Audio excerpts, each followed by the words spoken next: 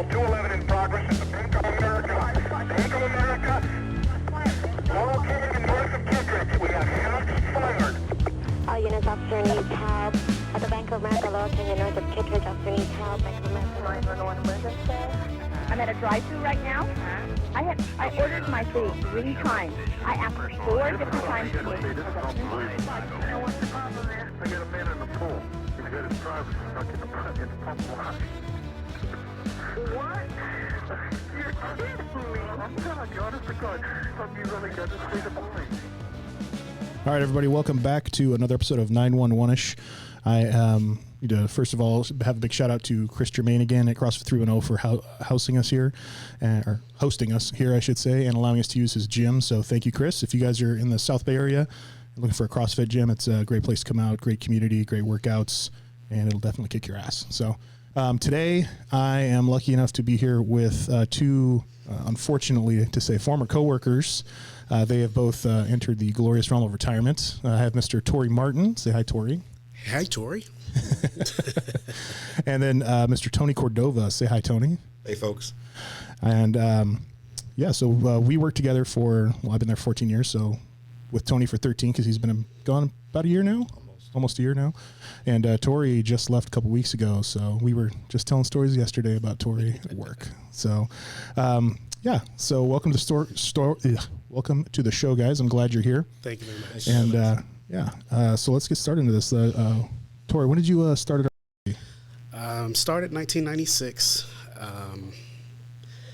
It was August of 96, and I was about a month out of just getting hired with the post office. And I cannot wait to get out of that. Interestingly enough, the gentleman sitting next to me was part of my interview panel. Okay, cool. And he was the only one that didn't really laugh at the stories that I told during my interview. So my interview is short and sweet, but it was Bonnie, John, and Frank. And Frank Lopez. It was at like 8 or 9 a.m. It was right after I could tell Frank had been working the night before, right? So he stayed over, of course. And Bonnie had one question. She was a reserve. And at this point in time, my dad had just retired from Torrance like a year before. And Bonnie says, "Oh, are you Danny Williams' son?" Sepulveda, who was a former officer, told me that you were going to test. I'm like, "Oh, yeah." And she's like, "Oh, okay, cool. I don't have any questions." Oh, nice. And then Frank was, no offense, but he was slightly dozing through part of it. So John was the only one really asking me questions, and he had this like stern military look on him, and I was like, "Oh crap, he's gonna DQ me." So Marine. Yep. So it was interesting. What'd you do for the post office? I was a carrier. Okay. And the thing that made me absolutely have to get out of there was, ironically enough, the dogs. I love dogs. I'm a dog lover, but it's something about putting on that postal uniform or the way the mail smells or something, man. Dogs just lose their ever-loving minds. And I was attacked by 3 spaniels. And did you call 911? You know what? And a pug barked at me, if you can believe that. A pug. I didn't even realize they had barking voices. But yeah, and so the way the interview went, they were asking me, they ask you questions. What is it about your job that if there's anything you could change, what would you change? This was the interview with Tony. Right. Okay. Every single they asked me about 4 questions related to my current job at that time, and I said every single answer was the dogs. Do you remember that at all? Yes, he was 30 minutes late and almost didn't get hired. Oh, wow. So we kind of let it go. We did laugh after. I laughed after the interview. Because in the interview, I tried to be as serious as possible. Mm-hmm. I want them to know this is something serious. Ah. But he was funny. So shocker. I never would have guessed. Yeah. I mean, do you remember your interview, Tony? Yes. I had Janie, Bonnie. No, I'm sorry. I think it was Miss Carter and Kim. I can't remember her last name, but I actually gone to high school with her, and she remembered me from high school. Oh, okay. I love how still to this day, the only person that we address as Ms. is Miss Carter. Miss Carter. Yes. Not Lisa Martin or Agent Microsoft. Yeah, those are the only two. Aileen. I remember I was training with Adrian, and it was the day a memo came out that said they were eliminating the training program, and it was like our second or third day of training, and Adrian said, just go sit down. I'm going to go have a conversation with Aileen. And I was like, did you just say her? Isn't her name Miss Carter? And she was like, no, it's Aileen.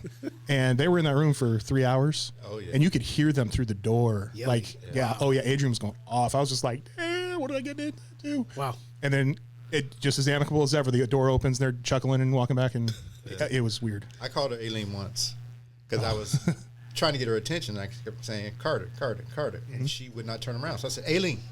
Oh, that turned her around real quick. Yep. Walking around with a little portable. Yes. Yep. That's funny. Adrian trained both of you guys. Yeah. I had the split scope because my very first day of complaints training, I had Rob Campbell on Monday Night Football with the Steelers. Yeah, you didn't get We it. walked in and he said on my very first day, he's like, we ain't doing shit for 3 hours. and he watched the TV and I was like, oh, this is what this job's about. I'm down. And then I went to Adrian for the rest of complaints. And then I went to LT for the first half of PD training. No, remember you had me for a little bit. Oh yeah, I did have you for finished you out. Adrian, I think Adrian went on vacation, if I remember correctly. Yeah. So I started with LT, then I went to Adrian, then I went with Tony, and that's 3 completely different ways and methods and understanding of it. All gets the job done, but it is 3 totally different methods. Exactly. Yeah. So when did you start, Tony? January 96. January I'm 96. sorry. Okay. He said 96. 94. 94. Okay. Charge it to my age. 2 years my senior. I thought you were see that, and that just goes to show this guy's level of professionalism. Because I thought you were more senior to me than that. I didn't even realize. Just 2 years. Yeah, yep. Because he trained me on PD. That's awesome. Who did you train with? Trained with Adrian on phones. Okay. Deb on fire. And damn it, Tangi Deb. on PD. Oh, okay. Yeah. Tangi's all 3 of those are actually retired now. So, Yeah. but I had Adrian and Debbie. I didn't ever train with Tangi though. So, Tangi was a lot of fun though. She was hilarious. Yes. The most fit 50-year-old I've ever seen in my life. I told Tangi too. When I was in classroom training, I was amazed at her guns because I'll never forget. She sat down on the conference table. Whole body sat down on the conference table, and she was leaning on her arm, and you could just see the horseshoe In her tricep. And I was like, man, this girl got some guns, man. Yep. And she was nice too. She was so Absolutely. lots of fun. So, so over the course of your guys' career, you must have seen a lot of, not seen, because we're dispatch. You must have heard a lot of interesting stories and stuff like that, and seen a huge evolution in the arc of the job. So, I mean, in general, dispatching is a very young profession. I mean, the first 911 call was placed, I think, in 1968. So it's less than 70 years old at this point. So, what do you guys see? We'll start with Tori. What did you see as the biggest, or one, or even a couple of the biggest changes in the profession since you started? Well, with our organization, it was when we would acquire new agencies and seeing how the workload changed, that was, to me, that was significant. But more than anything, So just for context, because some people might not understand that it's a joint powers authority, so we dispatch for multiple agencies. We're owned by 3 different cities, and we contract out to different cities that need 911 services and dispatching services. So when we started, or I'm sorry, when you started, was it just, or who was it? yeah, it was. Let's see, DSP2. It was, and then we had 4 fire cities. I think all 3 or all 4 agencies had their own fire department at that time. Okay. when I started, right? Okay. But like I was gonna say, the biggest change actually was our move into a new building and taking on a totally different CAD, computer aided dispatch. Yeah. I mean, I bet that was interesting, just going like, how did you guys do that, moving from one building to another? Like, did half of you just stand by in the old building until the other party started at the new one and you just kind of switched over, or? Do you remember? Yeah, it was a cutover like that. So the transitions are always made from graves to days, because the techs that all the support staff come in on graveyards, get everything ready. Our new shift, because I was on that first shift, we reported to the new center, and so when we were set up, once everything was set to go, they did the switch, and so we took over and just kept going from there. Yeah, I remember that now because I took, if not the first, one of the first 3 beep calls on the new system. Oh, on a new radio system too. Yeah, the new radio system and the new cat. It was a 211. I'll never forget it. I was looking for, okay, where's the beep? Where, and how does that? It was just how does crazy. it happen? It was crazy. Yeah. And I worked one of the first details. It was like, I think it was a DL checkpoint, and it was so crazy because they out in the field, they were treating us like everything. Yeah, like nothing had changed. Yeah, nothing had changed. And so from the very beginning, it was catch up because the units were not on my screen and they were calling out stops and all kind of, it was just, it was so crazy that the supervisor at the time, Jeff Moore, he had to sit with me, and he was shadowing me the whole, like the first 30 minutes of it, because it was so. Yeah. I didn't have units logged on, and you had to go through all the. And it's a brand new CAD system, so you're like, how in the hell does this work? Even if you had some training before, and you're like, Yeah, exactly. Yeah. So baptism by fire, but that's been my whole career. Yeah. Baptism by fire. This guy, I tell you, when I was in PD training. A little hard on you? Oh man, El Nino. I had to, at that point, I had separated from him physically. Okay. But I was still listening. And both were flooding. I mean, like mudslides into homes. Oh, shit. And so, and we were on graveyards. And they would yell out requests. I knew he was bogged down, so I said, I got it. So I just kept.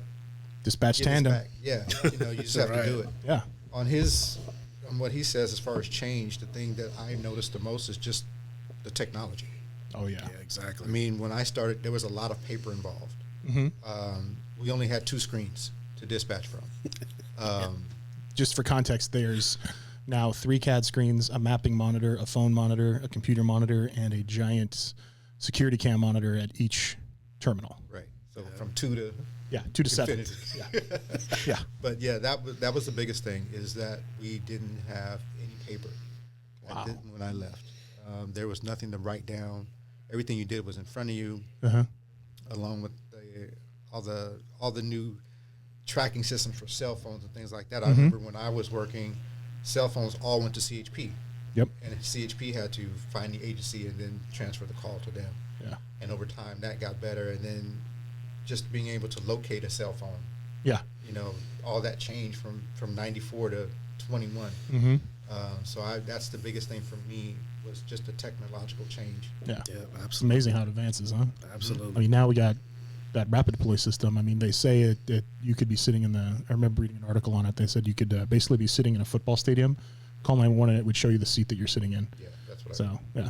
I mean, there's I don't remember where I read. There's another interesting article that talked about Next Gen 911, and it talked about a guy that was at a hospital with his wife, and he was stuck on a bench out front and couldn't get up and walk inside the hospital because he was injured, right? And the hospital didn't know he was there. So he called 911, and for whatever reason, they couldn't find him because the technology wasn't advanced enough. And this wasn't too long ago. This was like 5 or 6 years ago. And he got, eventually they found him and got him in the hospital, and he got treated. But in the article, it was talking the difference of he could sit there and push the Uber app on his phone, and a taxi cab would show up to the hospital right in front of him.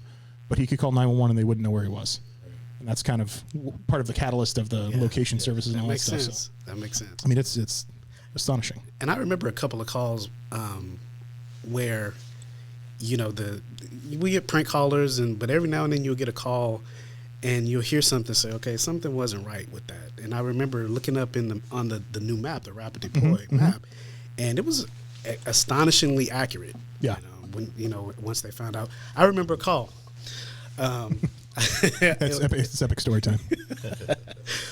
Well, so it was a 911 call, and it was on a graveyard, and there was a lady who was, I think she was either whispering or just making sounds on the phone, and the location didn't really come up. All we got was the cell site, and so I entered a call based on that cell site, and I think because the line was still open, the technology was there to kind of ping where she was and whatnot, and they were able to ping it into like a 1-block radius. Okay. So I stayed on the phone the entire time, so they started a door-to-door search. Oh, that's rare. Yeah, they That's started rare. a door-to-door search, and I want to say it was like a legit 207 or something like Which that. is a kidnapping. Thank you. But the way they were able to find her was because I heard an officer ring the doorbell in her background, the background okay. of the phone. Yeah.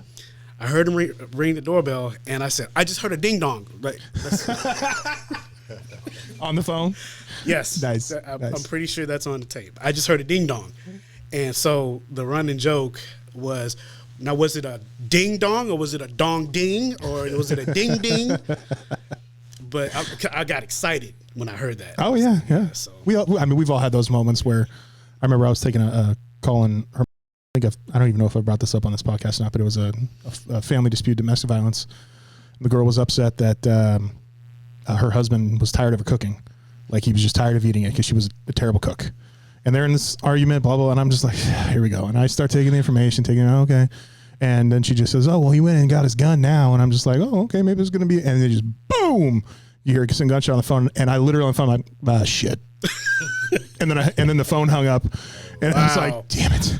Wow. And then so I called him back and the lady was just like, I just heard a gunshot. And she's like nothing. Oh yeah, that son of a bitch just shot himself in the head. And I was like, okay. And I put in the call and I'm standing on the phone with her, and I said, can you just, open the front door, walk outside, make sure your hand's visible for the police because they're going to want. And as soon as the officer walks in, you just hear the officer in the background, oh shit. And I'm just like, oh, well, this is a perfect recording. Yep.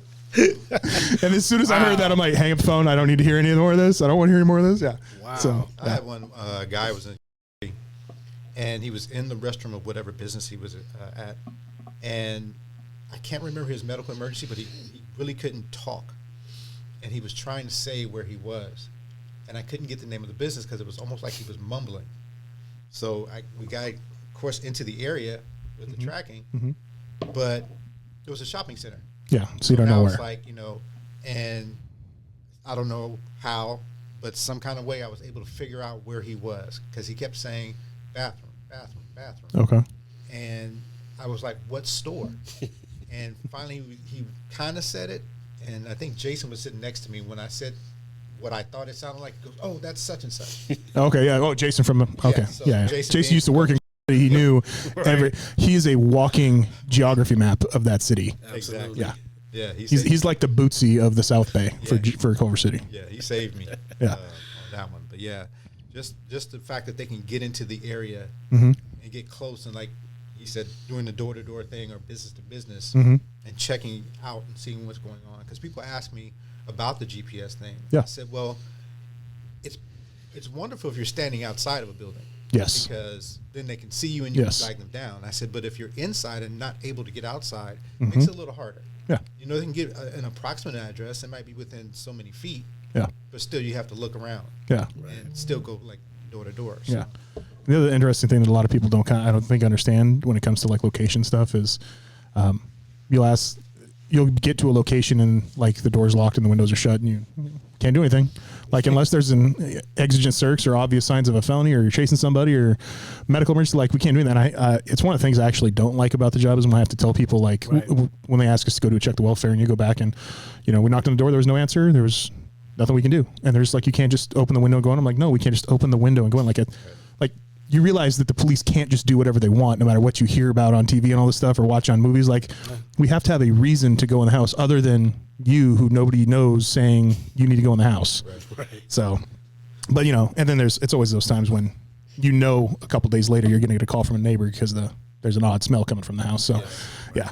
So, but it's funny, but we've all had those moments where it's like, that kind of sucked, but there are just as many absolutely hilarious moments. I mean, one of the great things about this job, seriously, and I tell people it all the time, is we find ways to laugh at almost everything we hear and everything we do. Like, everything is funny when it's told the right way.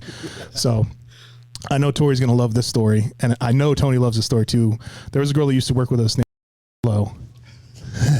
And they both know exactly where I'm going with this. She took a call for service, and it sounds so terrible when you say it, but you have to look at it from the context of the job. And when you do this day in and day out all the time, and you hear it every single day, she took a call from a person that had a very, very, very bad speech impediment. And it was the Sorry. it was I'm the sorry. greatest thing ever, because on the positive side, she did such a good job. Like this guy, Excellent. this guy literally couldn't get a word out. It was just a bunch of S sounds, which, I guess that was part of his speech impediment, was he just had a bunch of S sounds. And then after he got that out for 3 or 4 seconds, he would stop and say the sentence he needed to say, and the sentence was fine. Which didn't start with S. No, there wasn't an S in the whole sentence. So, not to be mean or anything, but it was basically like, yes, it's over here. Or you'd ask him a yes or no question. He'd be no. You do that so good, bro. I remember. I've told this story plenty of times. Yes. I remember being in awe of how well you And his. and she did such a good job. Like and to the point, and even at the end, she was starting to stutter a little bit at talking to this guy. And we were in a debrief, basically. It was actually, I think it was a training meeting, actually. And they played that tape as an example of what a great job we did. And like 3 of us just started to laugh as soon as the tape started. Because we were playing that talking about that story so much. And we talk about that. That was 6-7 years ago, probably, at least. We still talk about that call as one of the funniest calls we've ever taken. And that's a coping thing for us too. oh yeah, absolutely. Absolutely. You can't do this job and not have it affect you. Yeah, And absolutely. sometimes finding the humor does help. Oh yeah. I mean, that's just like you see in movies and stuff, the coroner's, eating a sandwich while he's doing an autopsy and stuff like that. Like they have to find a way to cope too. So Yeah, exactly. yeah. So, I mean, but one of the good things about Tori here is he is the definition of epic story time. And Tony too. Oh man, this has nothing to do with actual work, but I remember there was a time on Graveyard.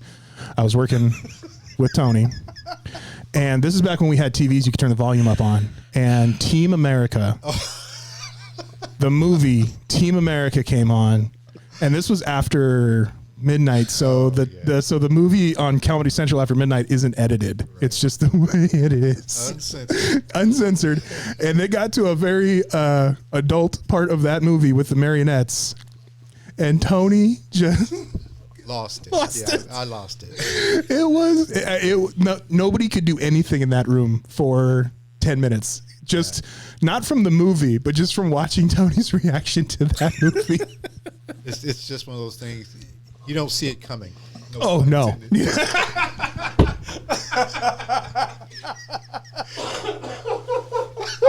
And it caught me so off guard.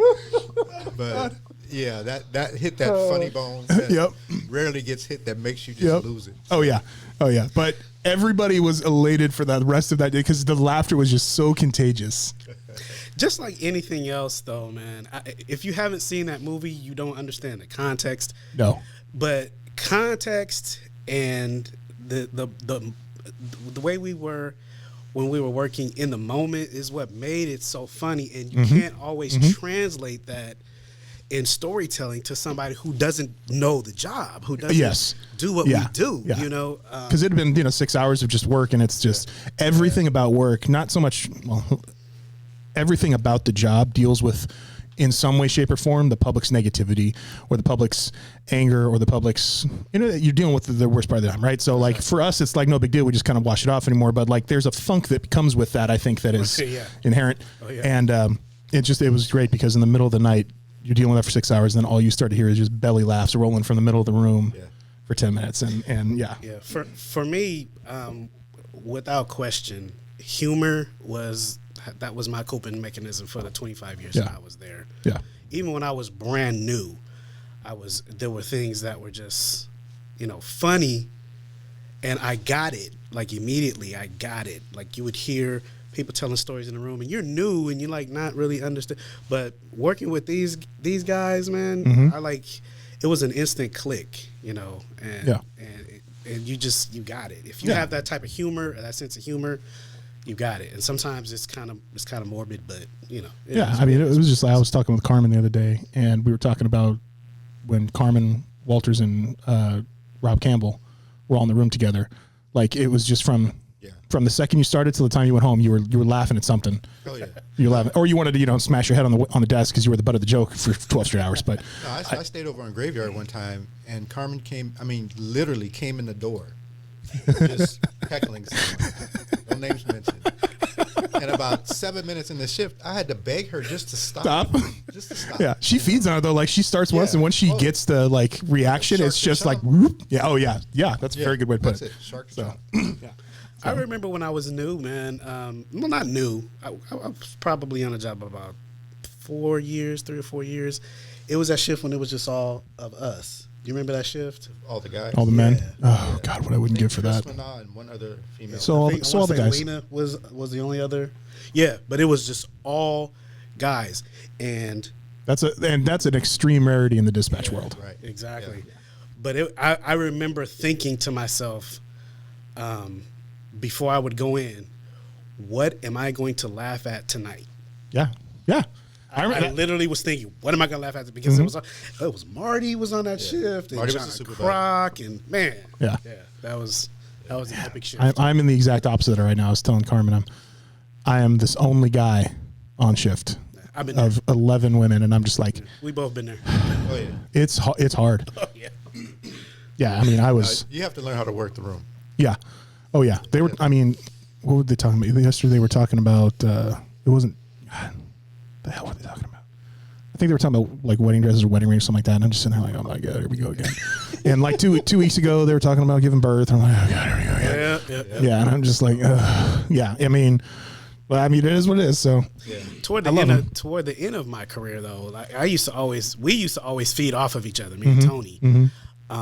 And when he left and Tangi left, and kind of an aside with Elizabeth, you have to include in that too, even though we didn't work with her. Yeah. But when those guys left, I didn't have really. I mean, there's some people that were still, I enjoyed working Yeah. with, but there wasn't that person to.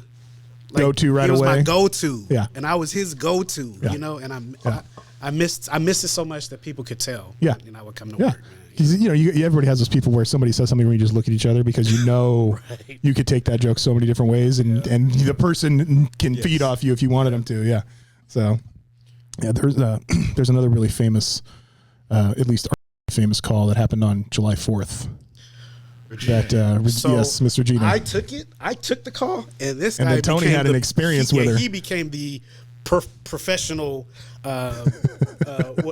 consultant for the ins and outs of the call.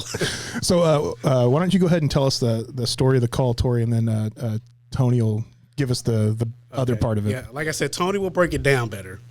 But essentially, it was like you said, July 4th, and it was middle of the night, maybe 1, 2 in the morning. And for context, how many, just ballpark it, how many fireworks calls do we get on the 4th of July?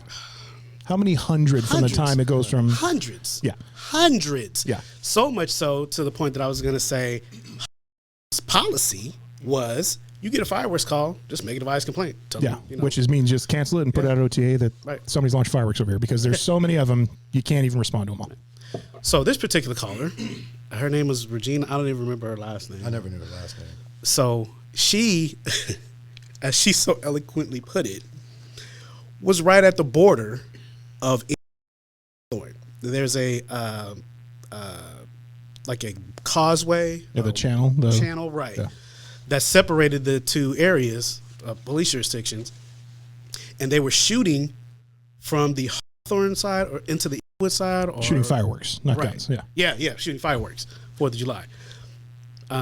So I think that's how it went. So she had enough by the time she called us, because apparently the embers were falling on roofs, and she had a legit concern absolutely. that it might start some kind of fire or something. Yeah. I listened for pretty much as long as I could because she kind of rambled at the beginning. She admitted to me that she had mental problems, but I unfortunately said the wrong thing. If you ask Tony, I said the wrong thing to her, and I told her, I'm going to have to cut you off. Trigger word. Yep. And she goes from, moderately frustrated to, wait, hold up.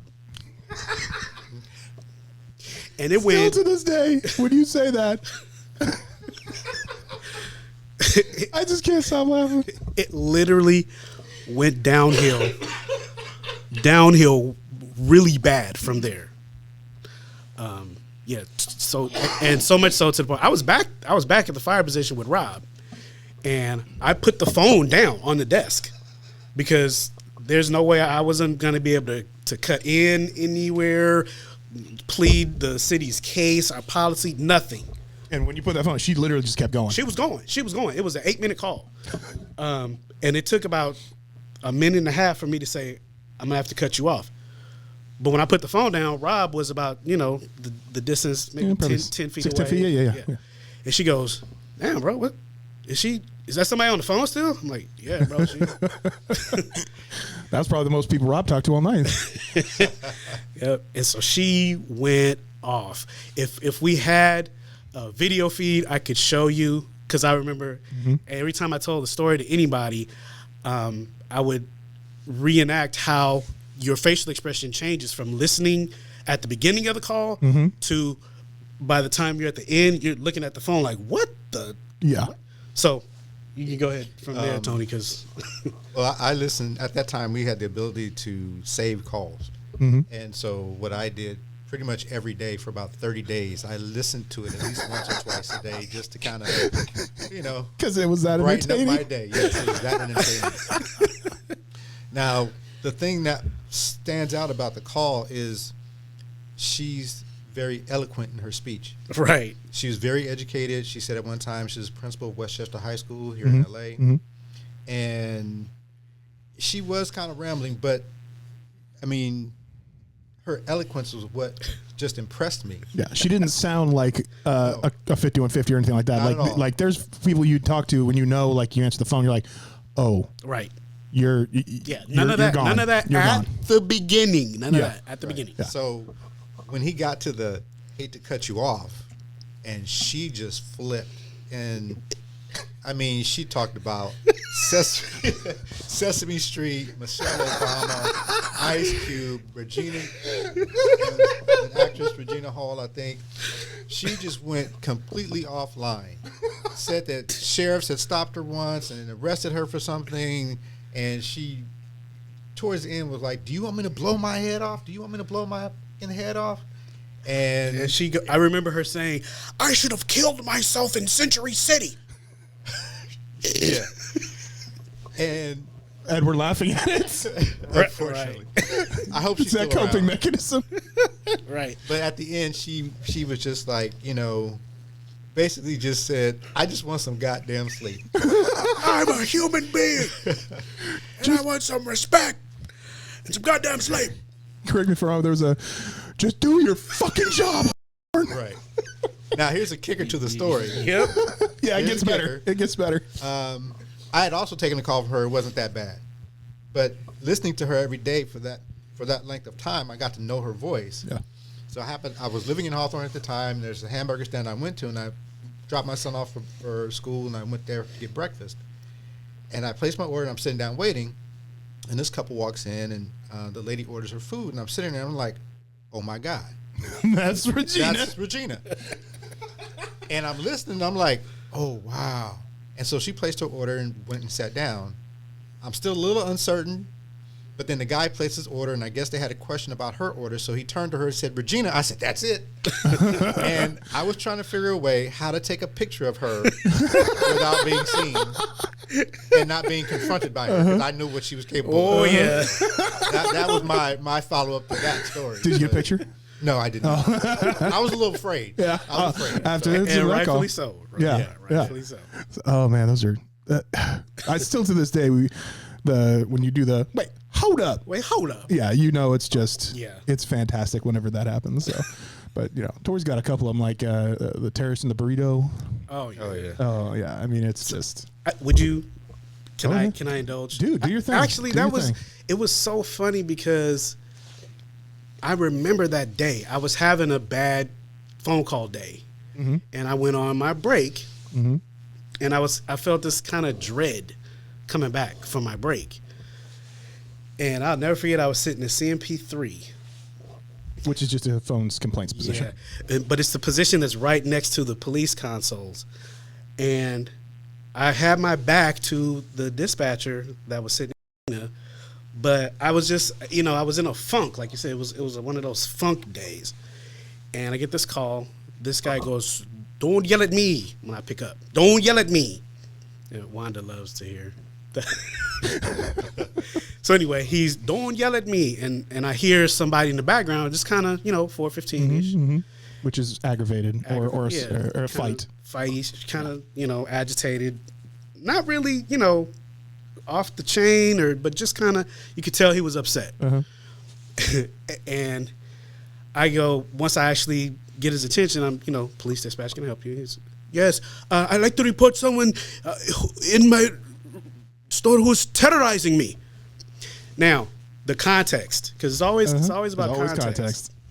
This was maybe 2 or 3 months after the 9/11 attacks. Yeah, so it's very fresh in everybody's mind. The whole terrorist, you use that was the buzzword back. So he took great offense, the guy in the background, to him saying he was terrorizing him. So he used that word, terrorizing me. So I hear him in the background, and I always say, this is what I pictured. He was probably he was male black, obviously male black, probably about 6'4", 6'5", a good 350, maybe 375. He had a shirt on with like food stains on it. Karma would say he looked like me except black. Short afro, still grease on his hands from the food, and he goes, "Terrorizing. I'm talking to you about a burrito. How the fuck I'm terrorizing you?" And that call made my day. How do you even sit there and finish that call and not just sit there and laugh on the phone? I think the only reason that helped me to be able to finish it was because I was in a funk that day, and that was right on the cusp of making my day better. Oh, okay. I can enjoy the rest of this day now because I got this call. But I just enjoyed it for myself, right? I didn't think anybody else would really appreciate it. But I played a call for the room. Oh yeah. And next thing I know, people who weren't even working at the center at that time. Yeah, that was it became legend. Before me. Yep. So some calls just stay legendary. Yes. You got an example? Legendary? Yeah. My go-to, my first week in training. Oh yeah. I was in my training, and I heard this call.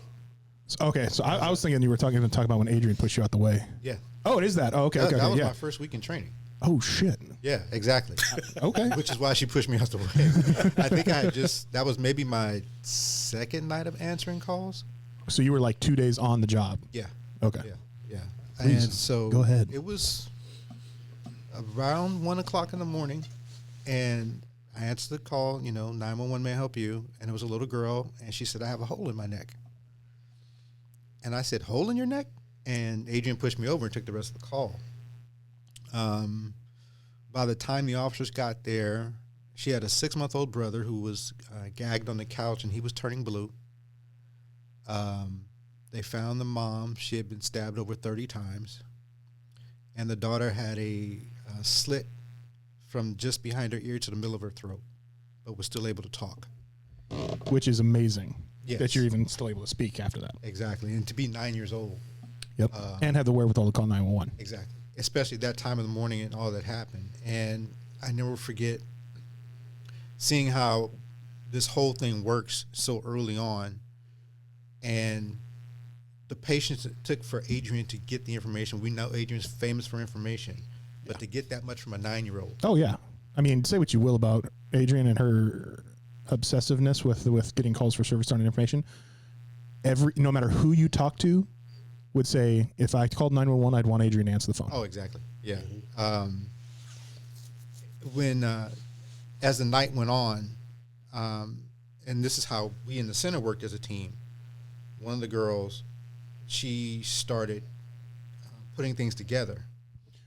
Can I ask you, at the point you took that call, or at the point when you were listening to Adrian take that call, you had no idea that the mom had been stabbed 30 times. You had no idea that the brother had been gagged. You literally were just talking to a girl, and she said she had a hole in her neck. Yeah.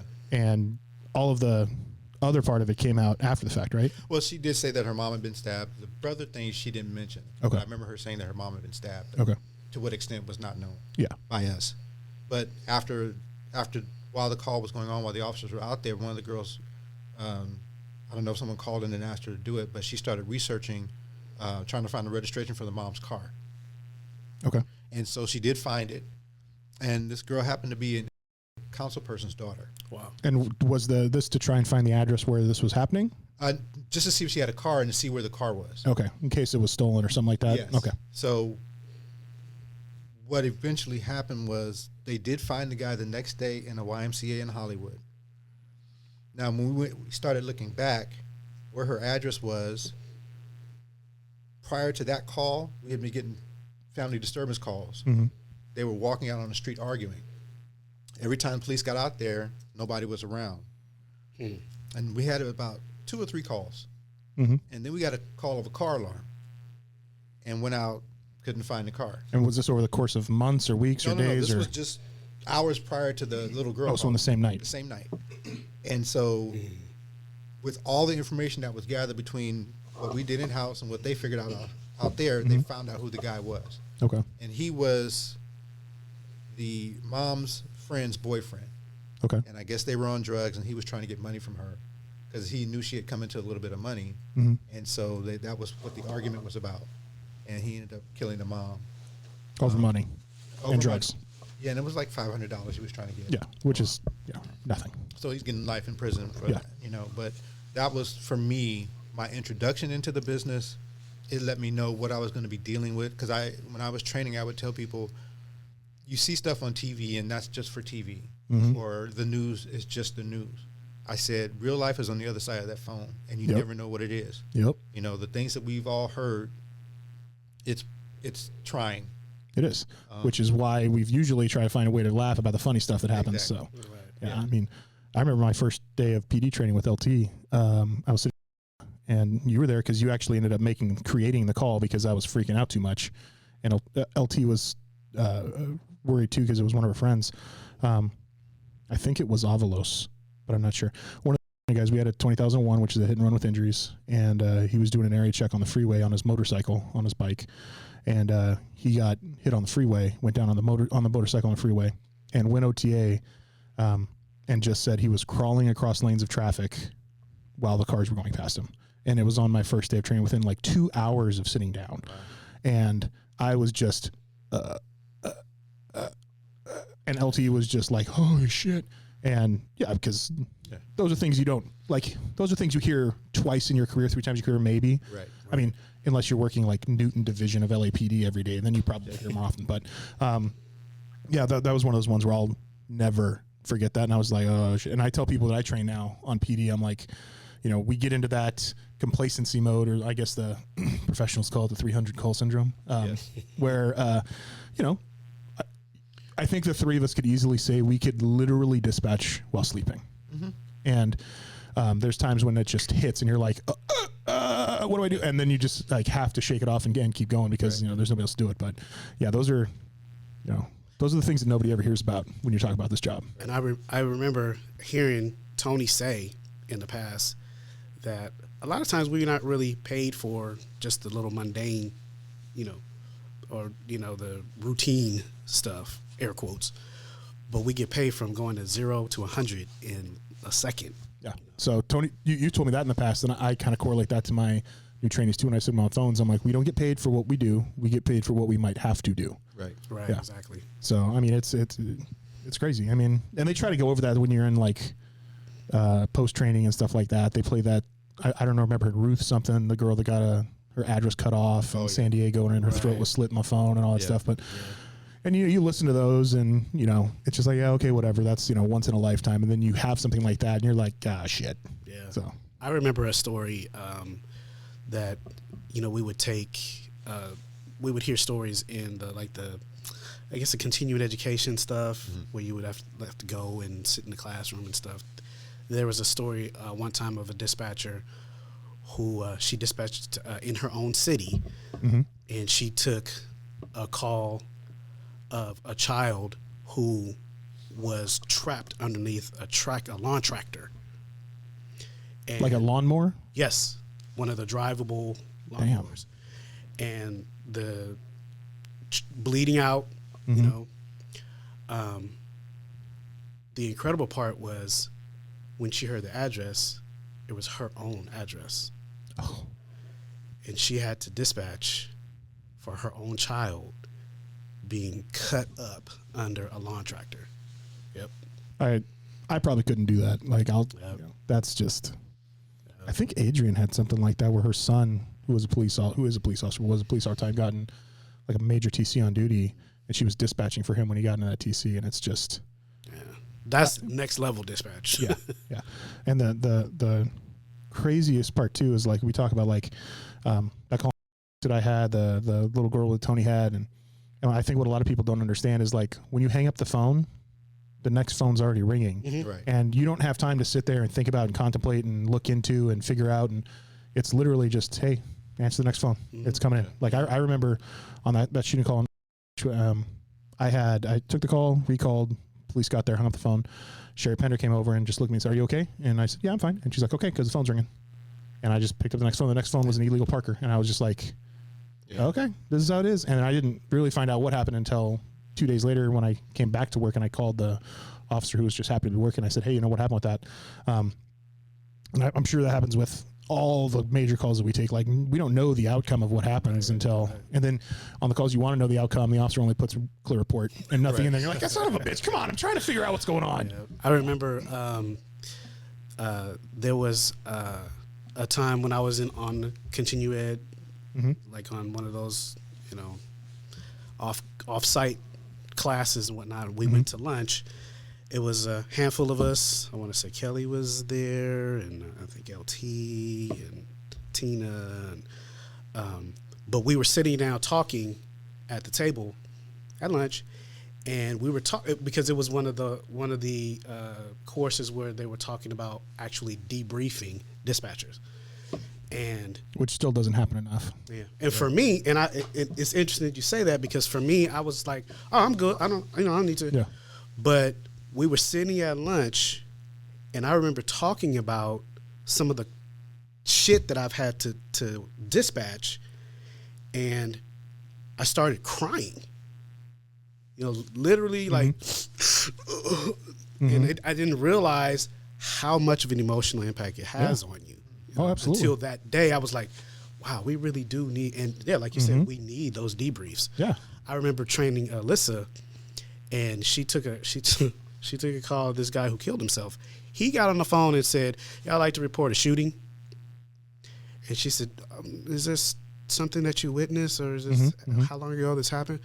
"No, I'm just telling you because I'm going to do this myself, and I just wanted the paramedics to be here to clean up the mess." Click. Damn. When he hung up, I told Alyssa, that dude is literally about to kill himself. And sure enough, by the time he got out there, he was done. Yeah. I mean, that sucks, And then- but it's and kind of then just the reality of right, how and things then work sometimes. And then she got debriefed because I want to This say was very recently, obviously, because Alyssa's only been there for it was when probably she was 3 in years. she was Yeah, phone so. training. Yeah, the sergeant or the watch commander came in and talked to her, and that's when we learned he had he got all of his bank affairs in order. Yeah. He had written 3 or 4 notes.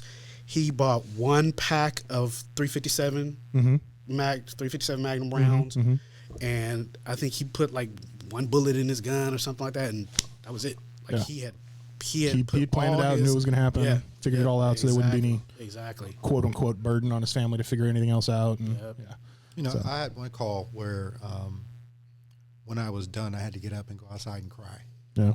And I had a It 13-year-old. wasn't the little girl. No, that was Damn. fresh in the. Still too new. Damn. Still too new, but this one was a 13-year-old that drowned in the bathtub. Oh.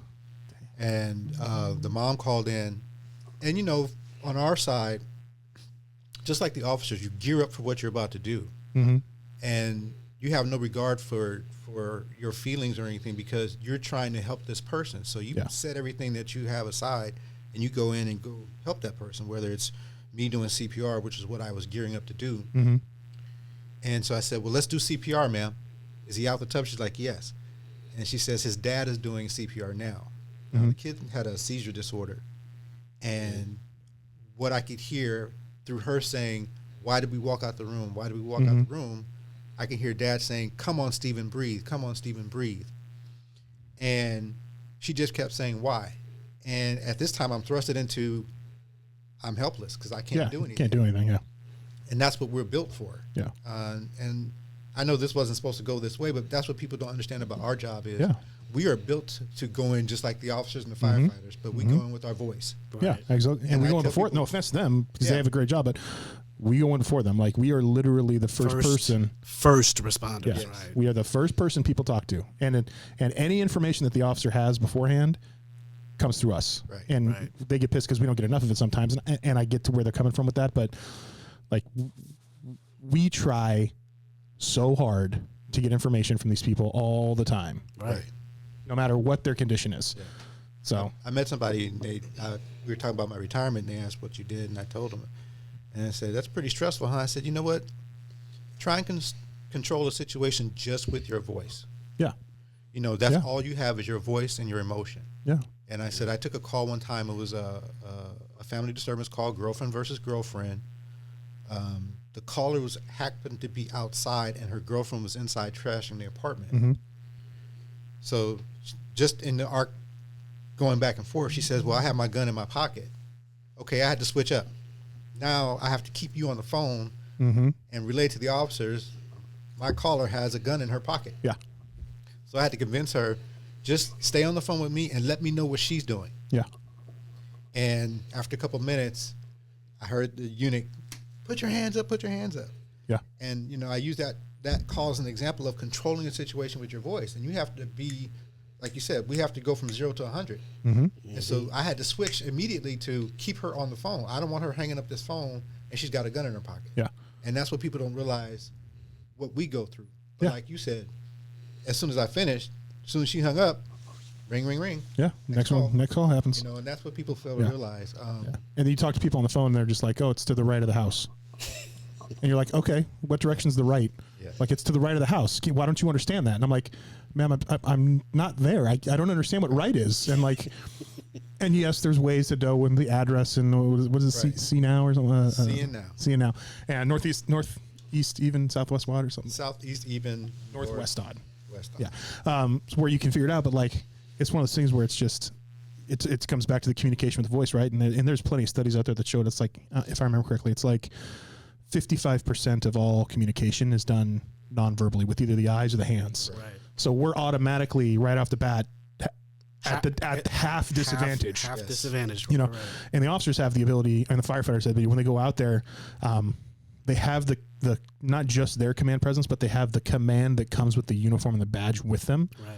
And we don't have that. It's literally like just like, and I'll challenge people. I've done this a few times. Like, when you go home to your family or your wife, husband, mom, dad, brother, son, whatever, close your eyes, have them close their eyes, and then tell them about your day without looking at them and try to understand what they're saying. And it's just, most of the time it's like, couldn't, not that I couldn't do it, but it was like, I couldn't do it without asking a ton of questions to try to understand what was going on. Yeah, Which is why it's funny, you watch us take calls for service, and most of us were sitting there taking calls and our hands are moving up and down, and we're trying to talk to people through the phone with our hands. And Jason teased me about, he said, you know, I can tell when Tori's on the phone just by his hand gestures. Because I do. I talk with my hands. Yep. That's how I talk. I do it like, I do the, when I'm talking to people on the phone and I have like something important to say, I'll like do air quotes. Like they can see me doing air quotes with my fingers. Yeah. But you know, I tell people too, what we don't get is closure. Like you were saying earlier. Yeah, Because absolutely. an officer can ride with you to the hospital. A firefighter ride with you to the hospital. They can hug you.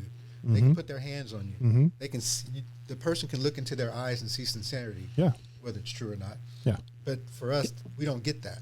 Yeah. We can't follow somebody anywhere. We can't call to the hospital and see how they're doing. The one time I ever came in contact with one of my callers, I had to go to court. Outside of Regina. Outside of Virginia. I had to go to court to testify. And got to court, got in there, and I remember the call was Manhattan Beach, and the caller was calling about a roommate who had been on drugs and was flipping out. Mm-hmm. And so I didn't have to testify, so they let me go. And when I was leaving, I got in the elevator, and there was a girl on the elevator, and she said, "Excuse me, you were the 911 operator?" I said, "Yes." She goes, "I was the person you talked to." Wow.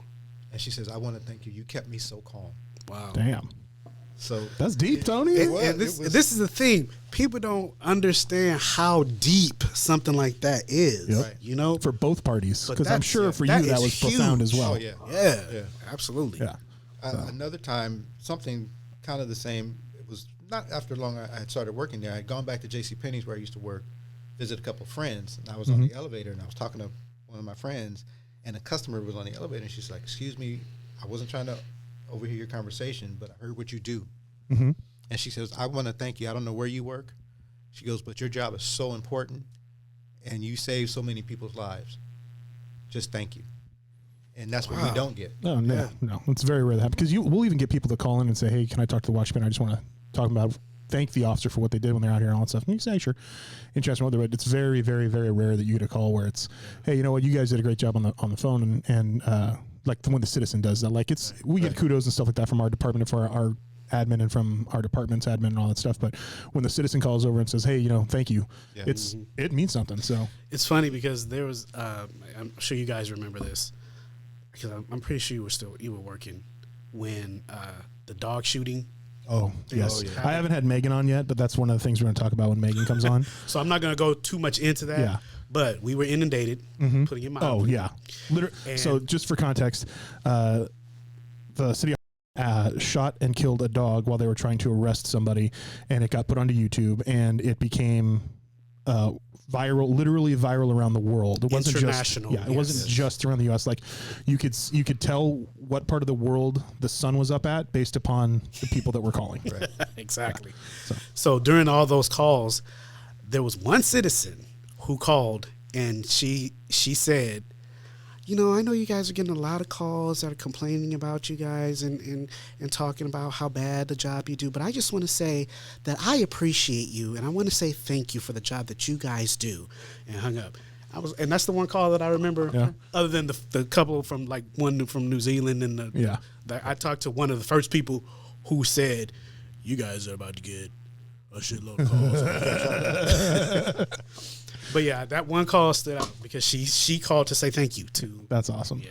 I remember regarding that incident, I was taking a call and somebody called in and they said that they were from the group Anonymous, which is that computer hacking group that was really famous or really big back a few years ago. Oh, okay.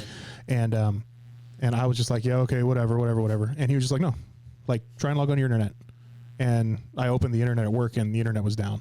And then he was telling me stuff like he was naming officers and reading their emails to me on the phone. What? Yeah, like they had got into Hawthorne's email and was like reading stuff. And I was like, oh, this guy's serious. Wow. And I wasn't sure. Like, I didn't know if he was actually reading emails or if he was just kind of BSing me, but he was using officer's name and terminology. Right.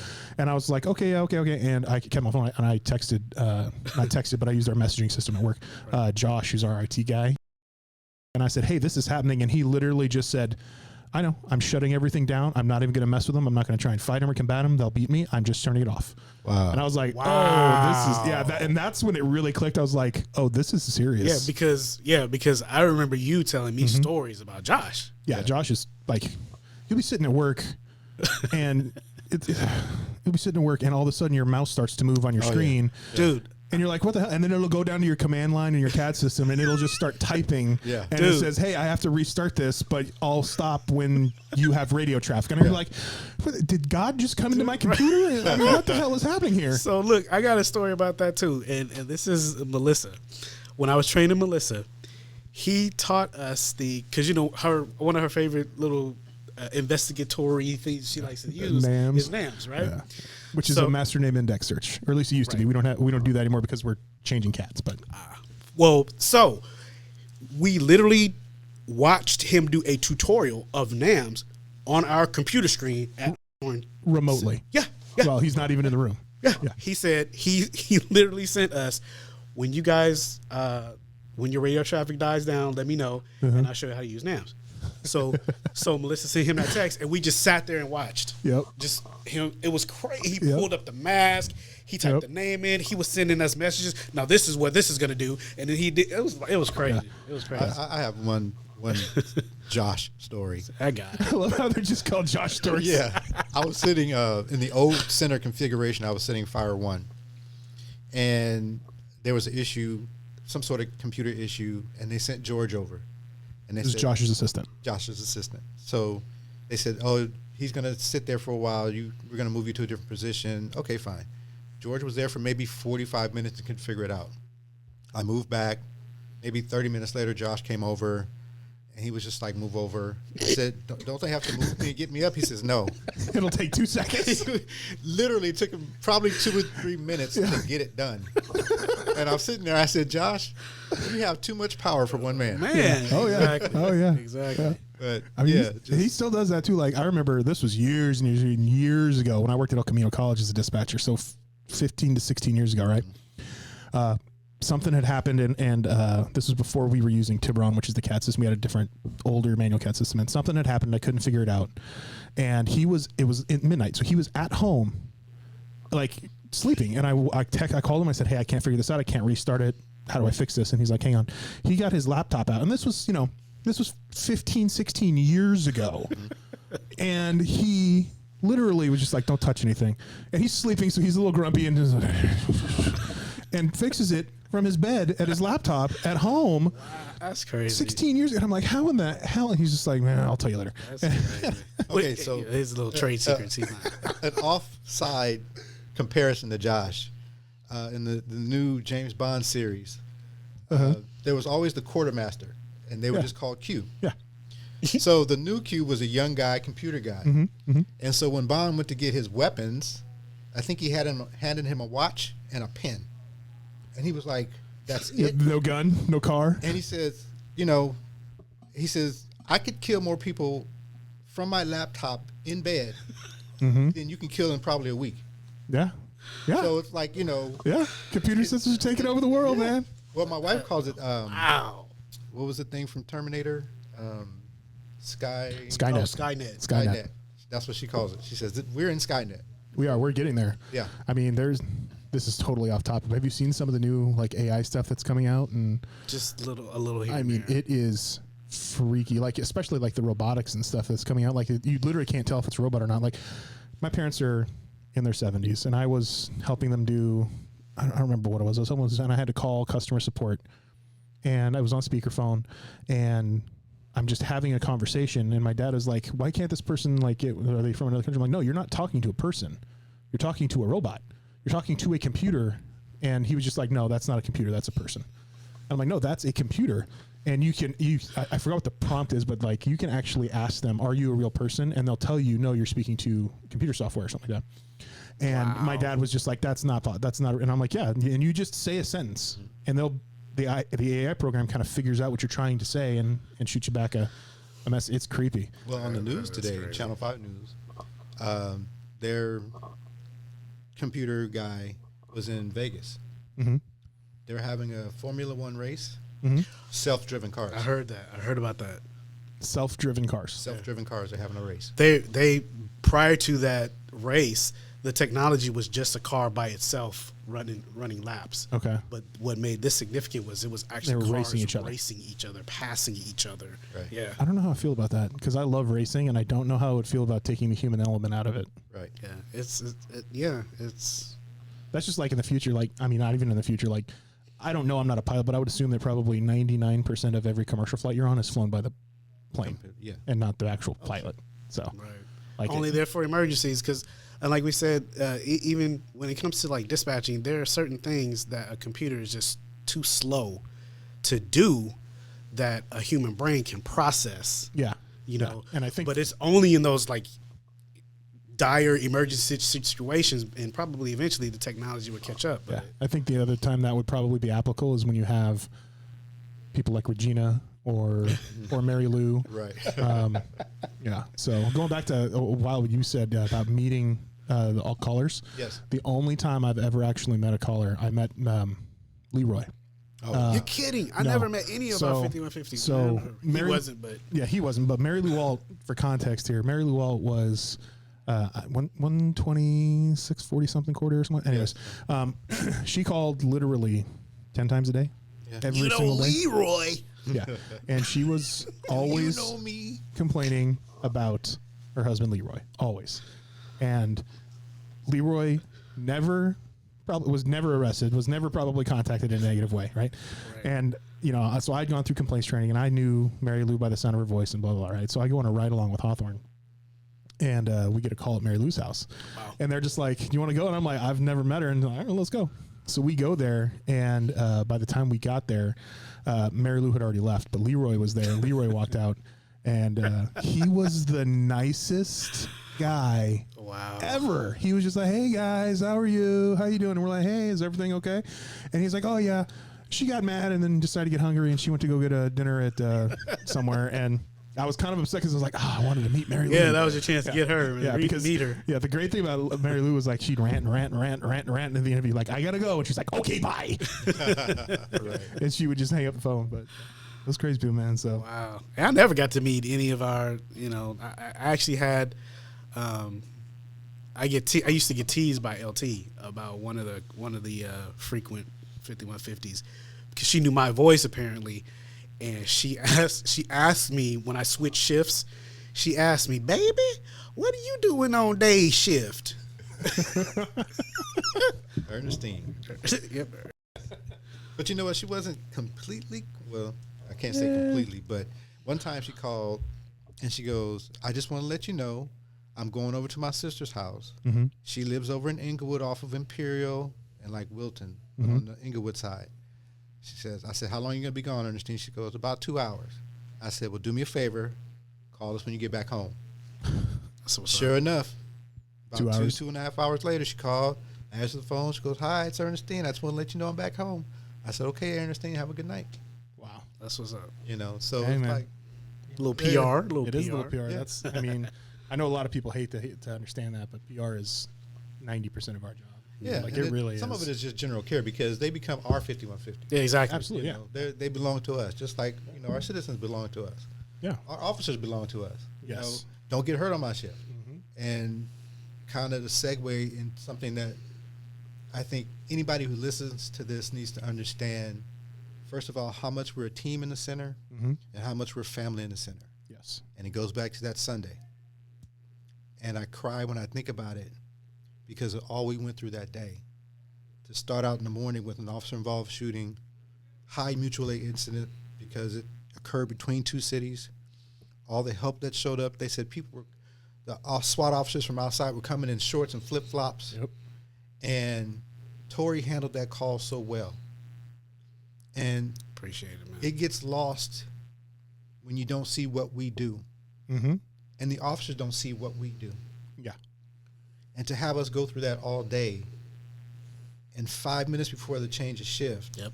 I remember sitting next to Jason. I was when he had taken over for Tori. Yep. And I had come to plug in. I plugged it into the console. Right. And Jason stood up and said, "Shots fired, Hawthorne PD. Shots fired, Hawthorne PD." And it was like, oh my God. Yep. And again, going to our reaction, Jason coming from the city, although he had been there for a couple of years, his Been reaction with us time, a couple years. his reaction time on the computer wasn't the same. So I just Yeah. made up a call. Yeah. And I put out to the Medina sergeant, because most of them had cleared from Hawthorne. Mm-hmm. I put out to the sergeant, "Hey, there's a shooting at the police station." And he came back, was like, "Are they asking for our help?" I just said, "Sir, I don't know who's down." Yeah. And he's like, "Send them." Yeah. And every position in the room, because we had shift change, every position in the room was filled. Yeah. And there were 5 of us left with nothing to do, no Yeah. way to help. But we'd all just stay. And we were staying, and it was like, we realized the 5 of us were just going to be in the way. There's nothing for us to do. Yeah. And so, because it happened right next door at the PD, I remember I had Tori lead in his truck. We put the ladies in the middle. It was 3 ladies, and I can't remember who they were. And I brought up the rear, and we headed out to the 405. Caravanned out. Just caravanned out. And I never forget being on the freeway. And I never call my wife when I'm on my way Yeah. home from work. but I had an emotional dump. I had an adrenaline dump. Yeah. And I'm driving, and I'm just spewing it out. Mm-hmm. And I'm crying as I say it. Mm-hmm. And that's the stuff where we get lost in translation. Absolutely. You know, that we have it too. And I've never been more proud to be with the people that I work with. And I'm sorry, I'm getting emotional. I feel the same way, man. I never felt so proud in my 27 and a half years to be in a room with those kind of people that rallied and did their job beyond the best of their ability. Yeah. And it just, I don't have enough words to say how I feel for each and every one of my now former coworkers. Same. And it just, that's the thing that I miss the most. I still have dreams about being at work, and sometimes they're nightmares. But, you know, that's the thing that I admire the most about any dispatcher, Mm-hmm. is because we get no recognition for the extremities that we go through. Mm-hmm. And that was almost like a classic definition, beyond classic. That was a true definition of what we do. Yeah.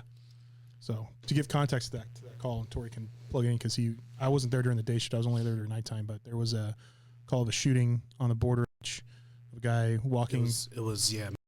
And correct me if I'm wrong, but it started as a family issue. Yeah, And ended up through a parking lot. Right. And he ended up, long story short, he had basically like a Tech 9 or something like that, didn't he? And he Right. ended up getting into an active running gun battle with police through a parking lot of an REI Yep. or a hotel, one of the two. Yep. Yeah, it was across the parking lot between Old Navy and Cafe Rio, which those are two businesses that are on either side, the north and south sides of this particular parking lot in this shopping center. And it was early in the morning, just before the influx of customers for the day. Okay. And there was a handful of customers in several of the stores who had to stay there so long that they started to complain about being hungry and thirsty. Yeah. Because they just got locked down in the store they during were the locked- investigation. They were locked down. All the stores were locked down. Because in the middle of the gun battle, they were literally shooting at each other across the parking lot. There were cars that got bullet holes in them, and they had to do a whole big investigation. But So that took, I don't know, eight to 9 hours while they were out there doing that. And then at 6 p.m. we come in for shift change, and I plug into the city console where Jason was that Tony was talking about. And as soon as I plug in, I hear the officer screaming on the radio, "Shots fired! Shots fired! Shots fired!" And I look at Jason. Jason says he gets up and says, "Shots fired at the PD." And I look at him and I'm like, I'm here. I heard it. Do you want this? And he was just like, "I'll talk on the radio. You answer everybody's questions." And I was like, "Cool." So we tandem dispatch. He did all the work there, and I basically just sat there and answered everybody's questions. And we had mutual aid from 15, 20 miles away. And I distinctly remember that Megan, one of our supervisors, was on the phone with Santa Monica PD, who had just cleared like 20 minutes ago from the incident that we're helping with, because they had a debrief and they cleared their SWAT team. Their SWAT team is going back up into their city. And Megan called and said, "We need your help." I don't remember the context of that call, but basically they were coming back, and Megan said, "Jeff," and I turned around, "What?" And she's like, "Where do they need to go, and how do I tell them to get there?" And I am not great with Hawthorne. I'm okay with it, Right. but I don't know what happened. It was just like clicked that day, and I literally remember telling him like southbound 405, eastbound Rosecrans, Hawthorne northbound, 132nd Street, turn left into the Denny's parking lot, and I'll never forget. about it. right. It just clicked, and I was just like, Yeah, how the hell did I do that? It's crazy. Yeah. That's what happened, we didn't learn this until after the fact, was a guy was supposed to be doing child custody exchange at the station. It was the suspect who was the dad who was exchanging with the child's mother and the child's grandmother. And the grandma and the kid had walked into the station to use the restroom. And the mom walked behind the suspect's car, if I remember correctly, to go inside the station to do the child custody exchange. The suspect, male dad, got out of the car after he saw the wife or ex walk past, and basically put a 12 gauge to the back of her head and just sprayed the front of the station. And the craziest part of all that, the officer who was in the initial Manhattan Hawthorne gun battle earlier in the day had just left his OIS, officer involved shooting interview with the sheriffs, and was leaving the station and engaged with his backup gun because he had to relinquish his gun to engage the suspect in the second shooting. And they ended up catching the guy. But the crazy thing was, I remember the sheriff's SEB lieutenant, who's their Special Enforcement Bureau, their SWAT team guy, or one of them. I don't know how many there are. We were talking to him on the phone or something like that, and he was like, in 20 years of working in Sheriff's SEB, which is one of the busiest SWAT teams in the world, I've never had an officer in the same day get into 2 shootings like that less than a shift apart. Yep. And that's when I was like, oh, that's a crazy day. Yeah. So, Yep. yeah. And Jason would be so mad at me if I didn't, after hearing that story, if I didn't say oompa, dupati, doo. Background, because it's a running joke between me and Jason all the time. The initial call at the family service call at the hotel described the male and the female. The female, I want to say she was 4'3", which prompted Jason to say, "Oh, she's kind of Oompa Loompa." And then I chuckled, and then he started singing the song, Oompa Loompa Doopity Doo. And then we get the notification that there's a gun involved. And it gets serious like yes, that. immediately. Yeah. Right. So that was instant karma. Oh, yes, absolutely. Right. So that's why Jason said, so I would tell him, look, you're going to sit next to me. I don't want you singing no songs from no Willy Wonka, nothing. I don't know. Because it was karma for me for chuckling, and then it was karma for him for singing the song. singing the song at the end of the shift. You thought you got away, but no. Yep. So that's a perfect example right there of us chuckling at the end of that story. Yeah. Of how we That's find how the we coping cope. That's mechanisms how we cope. and the laughter in it, because that was a deep day. So we're at an hour and 16 years, so guys. So thank you so much for coming out and telling some stories and having some fun, and hopefully it was entertaining and fun. And Definitely. we're going to be getting some good content out to people to hopefully get them to understand what this life is about, what this world's about, and laugh while they're experiencing it. So Definitely. Hopefully it does. So I do have one last question. What are you guys planning to do in retirement now? Because you're both still some young characters looking around. I know you guys are going to do some stuff. Hey, I'm kind of liking this podcast thing. I might kind of dabble in this. One thing I found is a lot of people when I ask them, they're like, I don't really know if I want to do that. I'm not really out there like that. I'm telling them, like, it's actually a lot of fun. Yeah. Like, you just get here and you have a conversation with Just people, talking, and it's a lot of fun. So Yeah, it's a lot different than what I expected. For me, my wife and I agreed that we would take it slow until after my son gets married in June, Okay. and I would go back to work. I don't know what I want to do. Mm-hmm. I have some medical issues that I have to contend with, Yeah. and I might have to have a surgery or something. So, because I can't lift heavy things, I can't exercise like I want to. Yeah.